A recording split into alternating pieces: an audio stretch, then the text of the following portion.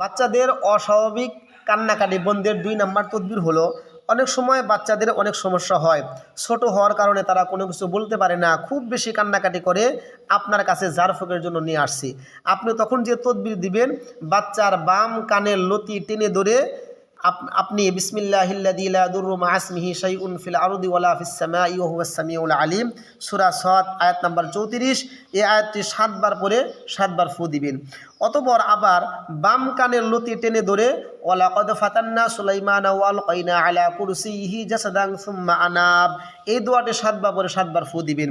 অতঃপর ডান কানের লতি ধরে লা ইলাহা ইল্লাল্লাহু ওয়াহদাহু লা শারীকা লাহু লাহুল মুলকু ওয়া লাহুল হামদু ওয়া হুয়া আলা কুল্লি শাইইন কাদির, এই দোয়াটি 7 বার পরে 7টা ফু দিবেন।